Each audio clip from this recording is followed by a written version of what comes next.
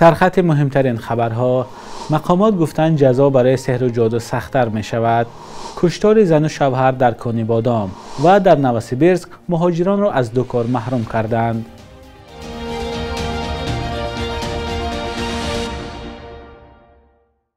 درود بینندگان عزیز، برنامه نوید بامدادی است با آخرین خبرهای تاجیکستان و جهان. امروز 18 اپریل است و ساعت در دوشنبه 10.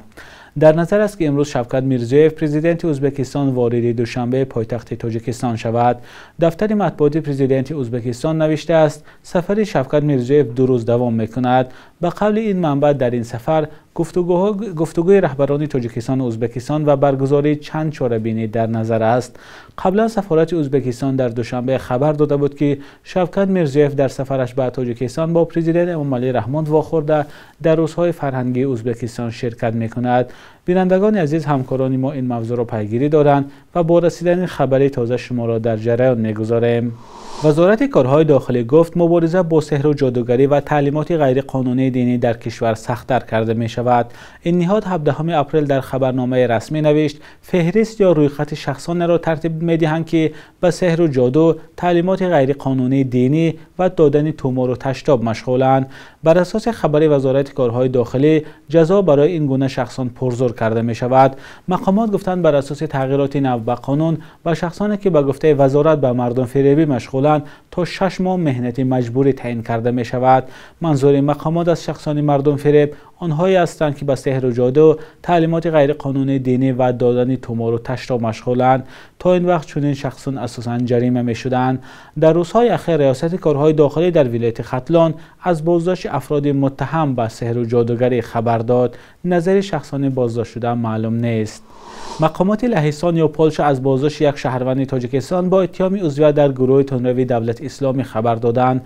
از آن نام برده نشده است. نشریه دزینیک گازتا پراودا نوشته است شهروند تاجیکستان زیر معلومات دروغ پنهان شده چند سال به فعالیت تروریستی مشغول بوده است. او را به همکاری با شاخه خراسانی دولت اسلامی و قصد انجام حمله های تروریستی در کشورهای اروپا متهم کردند.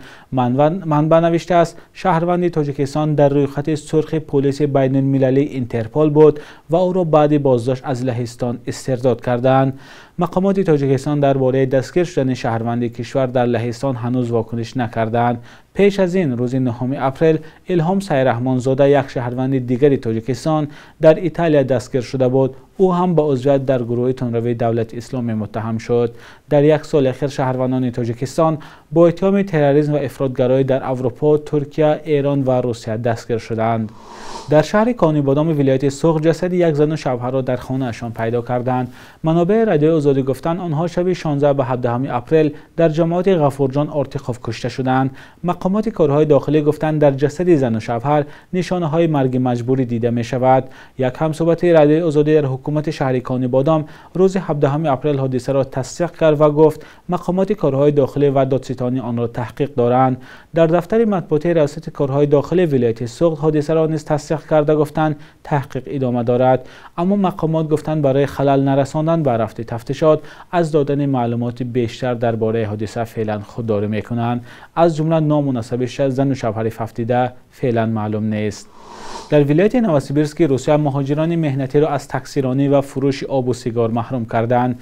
بنا به قرار والی ولایت اندری تراونیکوف از 15 اپریل کارخانه‌هایی که در این بخش‌ها کار می‌کنند باید تعدادی کارگرانشان را از حساب مهاجران مهنتی در دایره قرار به تنظیم درآورند. در قرار آمده است که این تصمیم با هدف تامین امنیت ملی به خطر حیات و سلامتی اهالی ولایت نوسیبیرسک گرفته شد. والی کامچاتکای روسیه ولادیمیر سالادوف نیز روز 16 اپریل مهاجران را از حق تکثیرانی محروم کرد. من به این نظرم که این تصمیم و سخت‌تر کردن سیاست مهاجرت در عموم بازار مسافرکشانی را به خطر خواهد کرد، نوشت سالادوف در شبکه اجتماعی. بعد از حمله به کراکور سیتی هال در مسکو که به اطلاع رسمی مقامات روسیه آن را شهروندان تاجیکستان انجام دادند، مهاجر بدبینی در آن کشور افزوده است. حکومت تاجیکستان لایحه کدکس اطلاعاتی را قبول نکرد و آن را برای تحلیل و بازبینی به پارلمان برگردانده است. قرار بود لایحه قانون ماه اپریل به پارلمان رود، اما با گفته وکیلان در حکومت لایحه را نپذیرفته با ذکر بیش از 15 ایراد گفتند باید آن تکمیل و بازنگری شود و فعالیت وبسایت ها و پایگاه های اینترنتی را نیز تنظیم کند. اکنون یک گروه کاری با شمول سازمان های روزنامه‌نگاری این طرح را باید تا ماه ایون آماده کنند. ادامه موضوع در گزارش ارشاد سلیمانی و امیر ایسایف.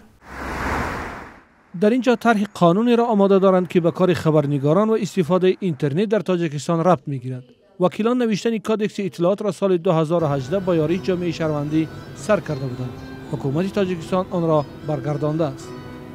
بعد که همون و ایرادی شدگی بود اینا بین وقت گفته اونجا هم گفته که هر اونجا بس اینترنت فعالیت اینترنت گفتگی بودند که پورا اون رو به فرو گرفته شود. انا این چیزهای وارد کردیم در مفهوم هم هست با کاملتر شده است.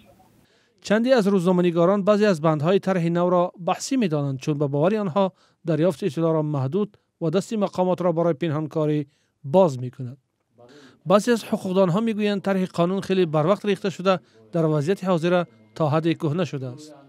آنها میخواهند مفهوم‌های وابسته به اینترنت از جمله بسته معلومات و پرداخت و امضاهای آنلاین به نظر گرفته شود. کودکس قبول شود که و ضروریت داشته باشد، نه اینکه جمع کردن همه قانون‌ها یا سندها در یک کتاب در یک موضوع.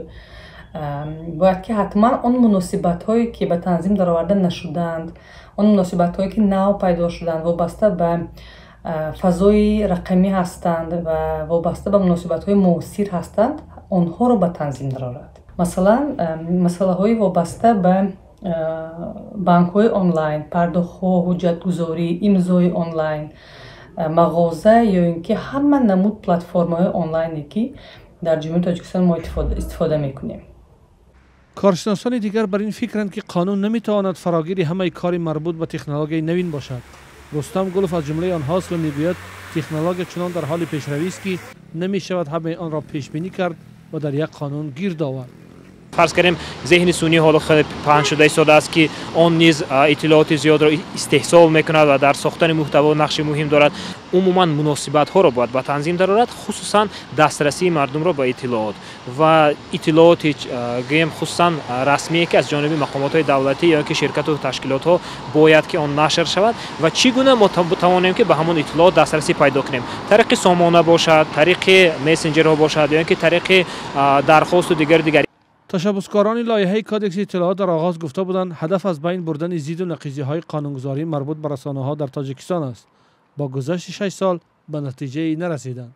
من اصلا خوشبین هستم ولی باور ندارم که این لایحه‌ای که پیشنهاد کرده شدن قبول گردد. زیرا متحدی، یگانگی، موقع یگانه جامعه ژورنالیستی در قبول کردن کدکس لایحه در قبول کردن کدکس اطلاعات وجود ندارد.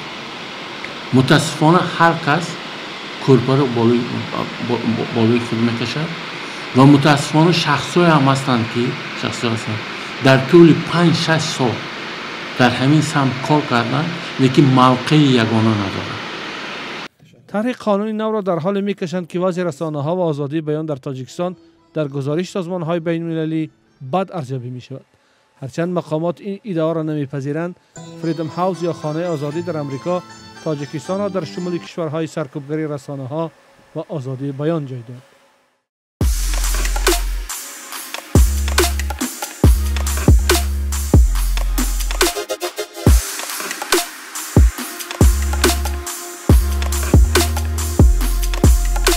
همه چیزی که میخواهند و میخواهید در اینجا هست. تازه ترین اخبار، گزارش های ویدیویی، شرح حادثه و تحقیقات ژورنالیستی. زمینه رادیو آزادی را نصب کنید و همه این را با انگشت زدن به تلفن هوشمند خود به دست بیارید. خدمات تنظیم و نظارت در ساحه علاقه قرقیزستان از شرکت‌های اینترنت رسان خواسته است که دسترسی به تیک تاک را محدود سازند. خدمات مذکور در اساس دستور کمیته دولتی امنیت ملی قرقیزستان از شرکت‌ها چنین درخواست کرده است. درخواست خدمات با آن اساسناک شده است که در تیک تاک محتوا به ویژه محتوایی که به کودکان ربط دارد به طور باید شاید سانسور نمی شود. این بار اول نیست که در قرقیزستان تلاش بستن شبکه‌های مذکور را می‌کنند. اولتینبک تاکتوربیف رئیس خدمات تنظیم و نظارت در ساحه علاقه قرقیزستان 19 دکمبر سال 2023 گفته بود برای بستن تیک تاک در حدود قرقیزستان قرار دادگاه لازم است که چنین قرار هنوز صادر نشده است. برخی از فعالان شبکه‌های مذکور به این تصمیم وزارت ضد برآمده بودند. در تاجیکستان هم استفاده برندگان تیک تاک کم نیستند. بینندگان عزیز، نظر شما درباره بستن تیک تاک چگونه است؟ لطفاً در زیر برنامه نویسید. بخش یک روز تاریخ را همکارم خیرامان بقازاده تقدیمتان می‌کند که مهمترین تحولات تاریخی در روز 18 اپریل را فرا می‌گیرد.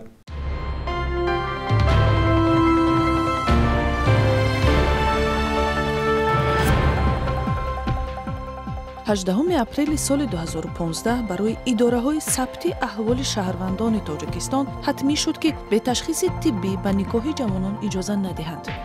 در گواهنامه طبی وضع خون، چشم، گوش و پیوند خویشاوتباری جوانان ثبت می شود. پیشگیری از ازدواج خویشاوندان و حمایت از حقوق عروسان از هدف‌های این قاعده نامیده شد. 18 اپریل سال 2014 گروه مهاجران تاجیک که در یک تئاتر اجتماعی روسیه نقش‌آفرینی کردند، برنده جایزه با نفوذ تئاتری این کشور شدند.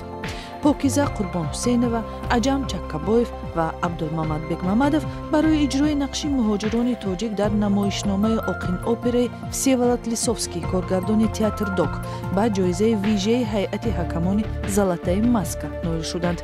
این نخستین مورد قدردانی کسبی شهروندان تاجیکستان برای اجرای نقش مهاجران کاری در روسیه گردید. 18 اپریل سال 1914 نویسنده تاجیک فاتح نیازی تولد شده است که در ادبیات شوروی تاجیک چون نویسنده جنگاور و جنگنامه نویس یاد می شود. رمان وفایش با او شهرت زیاد آورد. این اثر درباره حادثه های سالهای جنگ دوم جهان قصه می کند و به زبان های تاجیکی و روسی نشر شده است. اثر دیگری او بتالون جریموی برخی از ناگفته های آن جنگ را بازگو کرده است. بر اساس فیلم نامه هایش دختر سیوم و آیله غیروفا فیلم های بدیهی برداشته شده است. صبح امروز در بانک تجارتی تاجیکستان 1000 روبل به 115 سامان برابر است. $100 آمریکایی باشد تا 1089 سامان ارزش دارد. قرب رسمی بانک ملی تاجیکستان برای امروز چنین تعیین شده است.